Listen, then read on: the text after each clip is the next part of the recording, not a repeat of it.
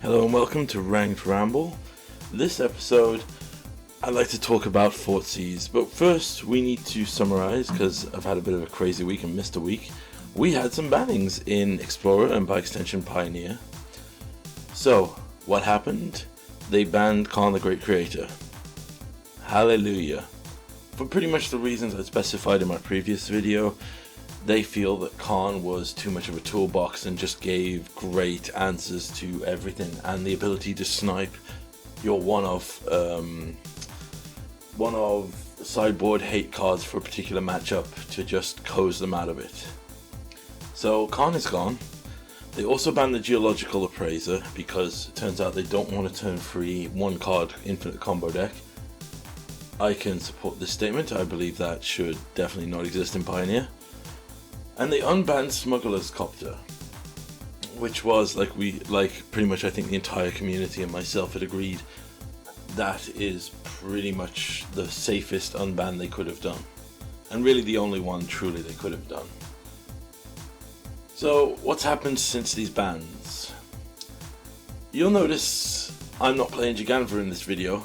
I'm very much in the process of shifting around this deck because I am committed to the Explore combo.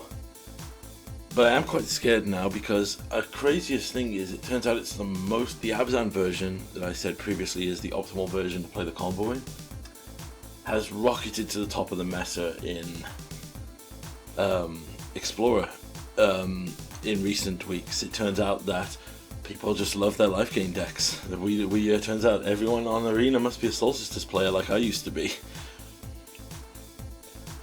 But yes, we've made some changes to the deck and I'll go over them in a sec. But what I've noticed is, now in particular, the prevalence of Thoughtseize is ridiculous. Rakdos has had a bit of a boost, I've noticed. Golgari is now coming mainstream. There's some other things I'll talk about when we get there in the notes I've got here. But yes, it turns out that turn 1 Thoughtseize is now the most common pattern. Reload! And I am at a point where, in this deck that you are seeing right here, I am running free Leyline of Sanctity in the sideboard. Now this is a medical, this is not a issue with the meta to say. It's a call on this because decks are running 4 Thoughtseize, and then when they see what deck I'm playing, they will then sideboard in 8 more discard cards. So I'm running Leyline to just hose the greedy player that keeps, and you'll see in this video we have one player that's like, I've got 2 lands, a couple of removal and 4 discard spells, I'm sure I'll be fine. And then turn 0 Leyline. Oh, well, I can't win the game now.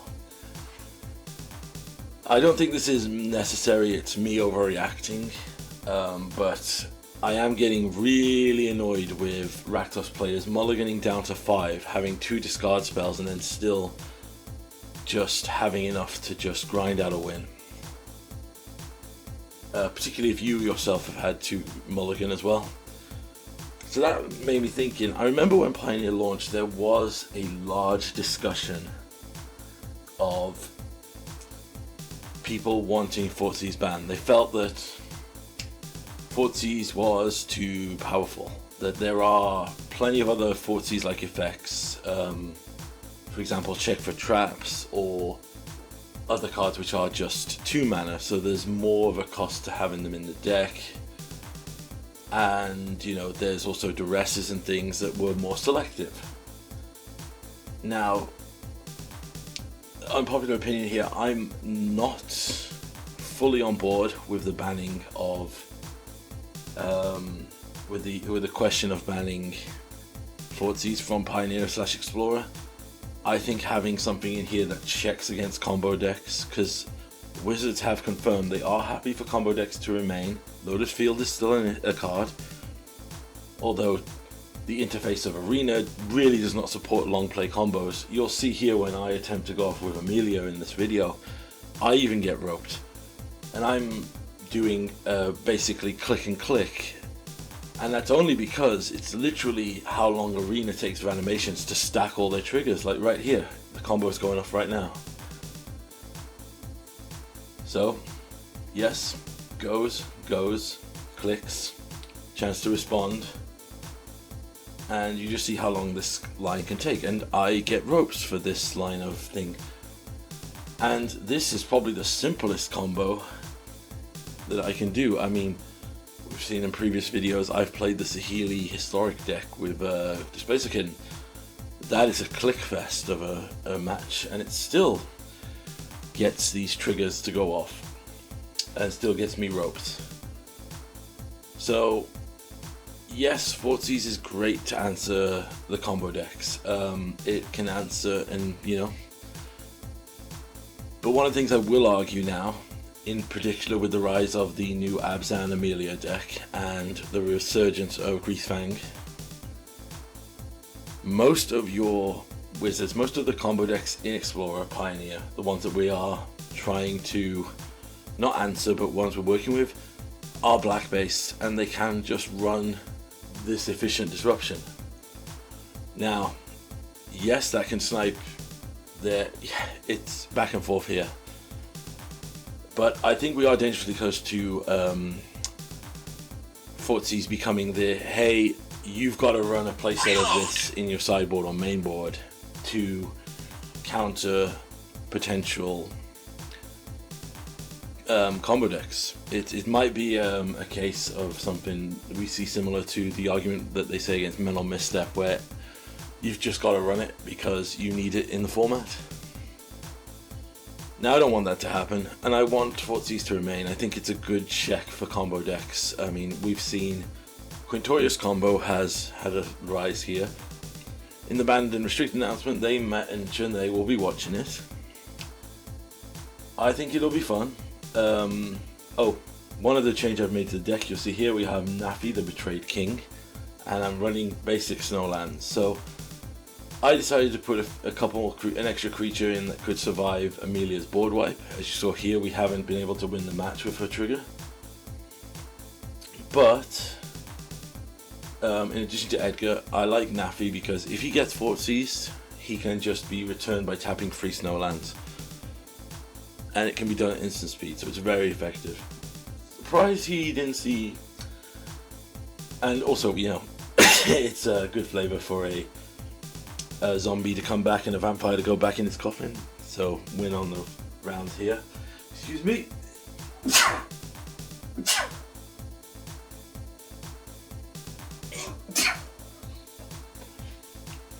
Oh dear, bit of a sneeze there. But one thing I think that sparked people's response, because I've seen and spoke with a couple of players from my LGS who are saying a similar thing about getting rid of Thoughtseize. They don't play black-based decks. They're more control-based players and aggro players. It's a similar argument to what we see in Modern with Scam. People are saying that it's just not fun to like get a Thoughtseize on turn 1, untap, get a second Thoughtseize, and you don't have anything. Now, that's not to say that's every game, but I think people would rather have their spells countered or killed than just not be able to play them.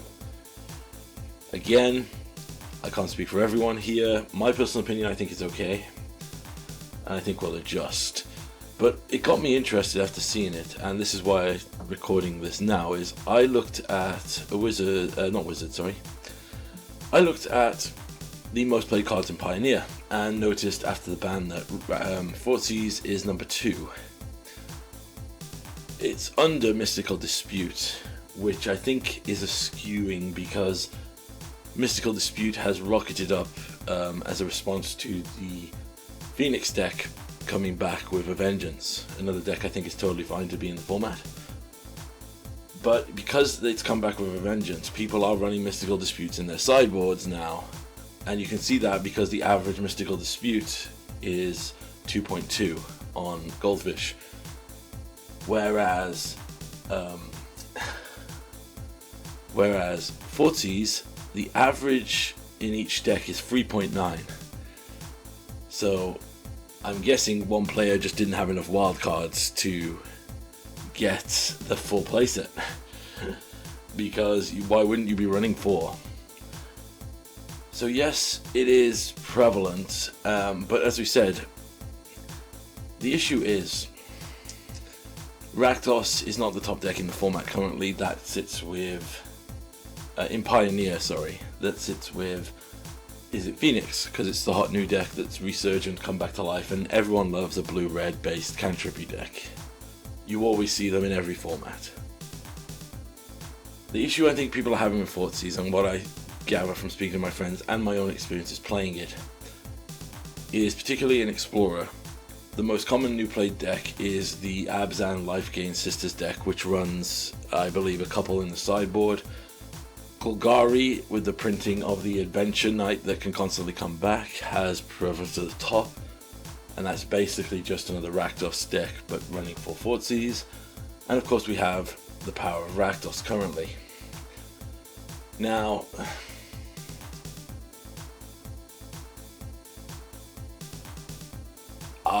I believe it might just be a case of the meta adjusting. I think that these things, we're just going to see these things come out for a while. As since green is gone, we've got players moving back towards different decks. Hopefully, I hope they didn't leave after getting it banned.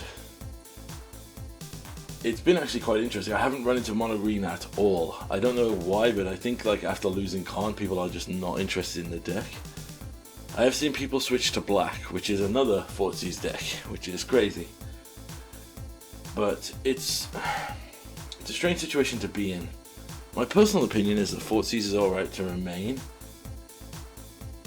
But I think that we may be, if we get to a point where, at the current state, it's basically 1 in every 3 or 4 games you get, well, at a low average, 1 in every 2 matches you will run into a main boarded Thoughtseize deck.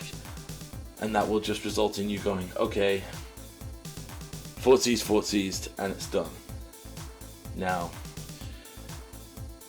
that's not an insane play pattern. And honestly, I don't know what I want to say is the potential answer to this. I mean, you'll see this here. We've had a very cool Bant deck game just finished here. And now we're going to run into 2 matches back to back where we get predominantly Thoughtseized. I don't think that that's necessarily an issue, but I think we are going to have to potentially think about counterplay. Because currently, right now, there is no downside to Thoughtseize. Now, you can argue all you want that 2 life is a huge downside. It's just basically a shock land. Yeah. But I'm still running the shock lands because 2 life ain't nothing. Life's a resource that doesn't matter until you're dead. And the fact that it's so versatile that it hits any threat, if you play it against a spell-based deck, you'll be fine. You play it against a creature-based deck, you'll be fine. The fact that it hits every kind of permanent is potentially an issue because there's no downside to it. I would like to see, if I was to call this, if I was to say going forward, not what I'd like to see, but I think Veil of Summer, and I know people are cringing hearing that name, Veil of Summer is a potentially good idea. I think there should be a counterplay of, you don't just automatically get a turn 1 Thoughtseize. Or, and I don't want free spells, never want free spells to exist, but I think there should be some kind of like leyline effect that's like a leyline effect that gives you the static effect of the Tamiyo, where you can't discard cards. Oh, this is also something I noticed. Graveyard Glutton has returned with a vengeance with the resurgence of Phoenix, so that has now become like the next played creature. I've actually seen players literally dropping Lilianas just to run this creature again, and that's, you know, this is one of the issues I have with the play pattern is that's a creature that comes down with no value if there's nothing in the graveyard, but with a turn 1 Thoughtseize, you can always have something in the graveyard. Aha, but here comes the true villain. I was adamant that Fable of the Mirror Breaker was the issue that needed to be banned, and I still believe it is an issue card that probably has to go. But with the black-based decks fracturing so hard, I'm wondering if maybe a mainboard game 1 duresses in addition to that. And as you see here, I'm just bringing in ley lines. This doesn't work out too well for me. I'm still working on this, but I desperately do think that we are running close to dangerous here with the amount of hate I'm wanting to put in just to stop discard effects.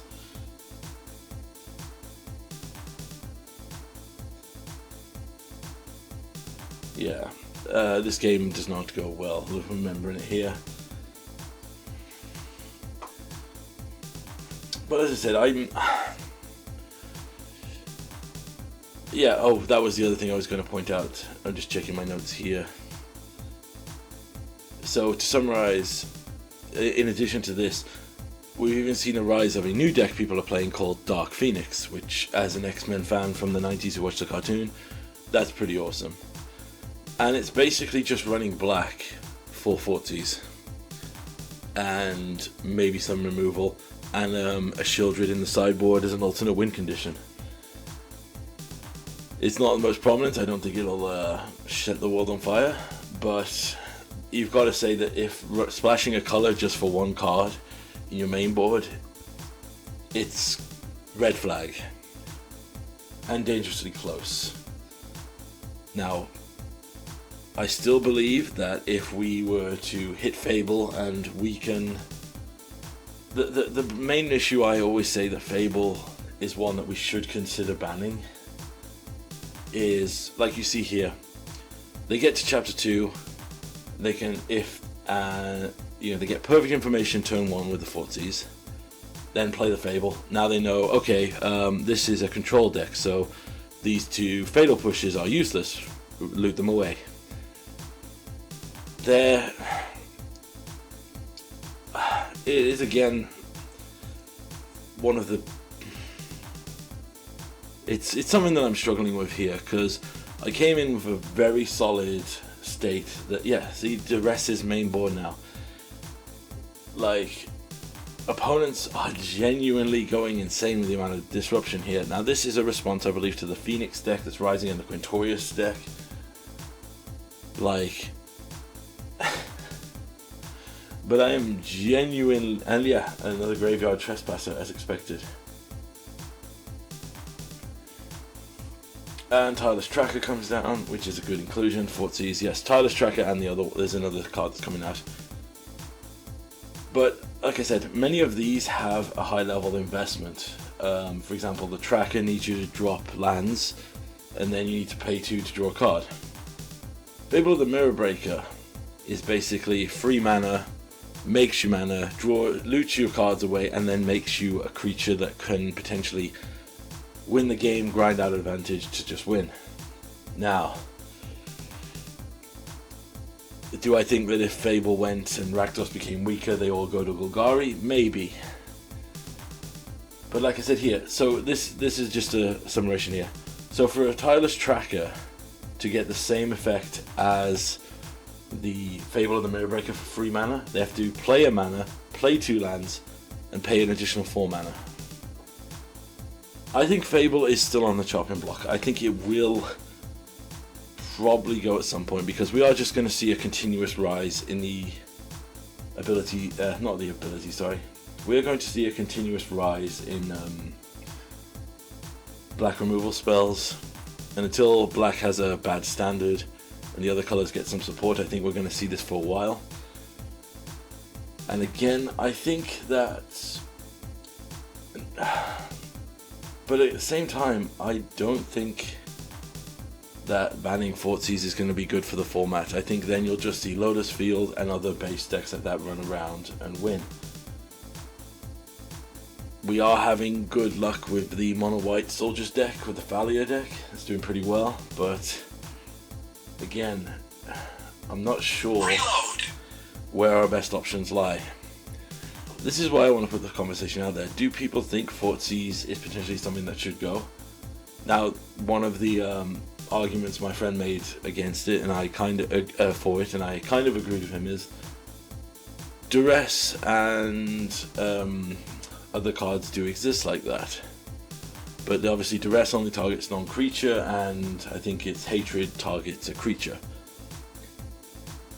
And if your argument is that you are stopping combo decks, if there's only set 2 combo decks all spell based, then you should be able to just run duresses. And yes, there should be games. I think what he was trying to say is he wants games where playing your one-stop spell doesn't automatically hit a perfect thing for you. You know, he wants them to go against a mono-white aggro deck, run a duress, and be like, uh-oh, there's 4, you know, Boros aggro, for example. There's 4 1-drops and a convoke creature, and I can't take any of them, so I'm going to get punched in the face. And then, you know, there's an opportunity cost to it. I don't think that that's potentially good for the format, because I would like there to be diverse combos, diverse threats, diverse opportunities. And I do believe that Thoughtseize is pretty essential to keeping the diversity within the format. As you can see here, we are now up against a Abzan based deck. And I checked, this isn't part of the meta, people are just playing it for fun. With Siege Rhino, and they are another Thoughtseize deck. So we are running close to the sun here with Thoughtseize. I don't think it will eat the ban. I think it's a good check system to have. But I'm starting to think that maybe we should get something along the lines of another, like, 1 mana fog or 1 mana hexproof yourself to try and get something out of this. Again, though, that's just me rambling, so let me summarize and ask you what you think. Do you believe Thoughtseize is an issue or going to become an issue in Pioneer? Do you think that it's a fun play pattern for every game? Every 1 in 3 games, you get Thoughtseize on turn 1 and get a card taken away from you. Now, obviously, if your deck is built in a certain way, that would be very unfun, I believe. But again, we can just have fun scenarios like this where they Thoughtseize on 7, we put them down to 3. But yes, I don't believe Thoughtseize is an issue. I think that it's something that we're going to live within the format. I think it's a great balance and check. It frustrates the hell out of me to no end, but I do believe that it needs to stay. And I think it will stay for a long time. I don't think it will eat a ban. I think if black decks do become super prominent, I think we will see things like Fable removed, maybe Shieldred. But until we see that, we're going to not have anything to go here. So this is the second match here where I get Ruffle Stomp because they duress us and take out our Cram Sessions. I didn't bring in the ley line here because I thought I'd be okay for a bit.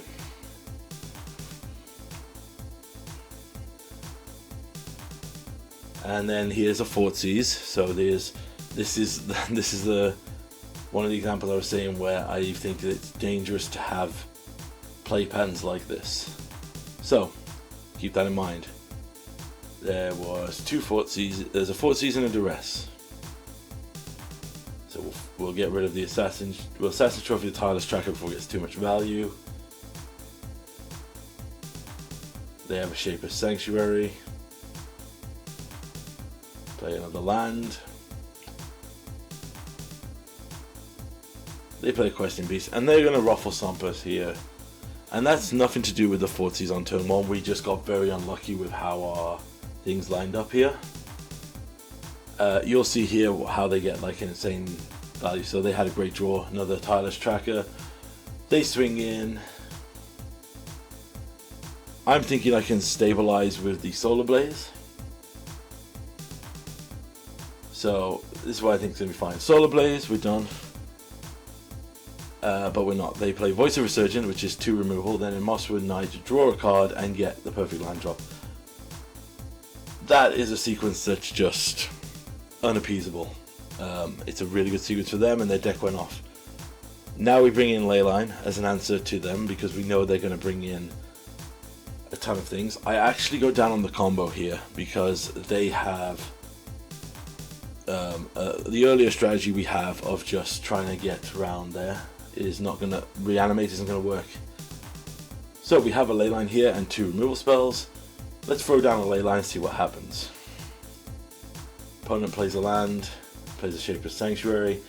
We can easily kill that with a Molten Collapse next turn, and we don't have to worry about a Thoughtseize, so we can just keep playing.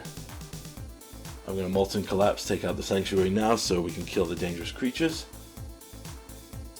They draw with a Mosswood Knight, miss their land drop.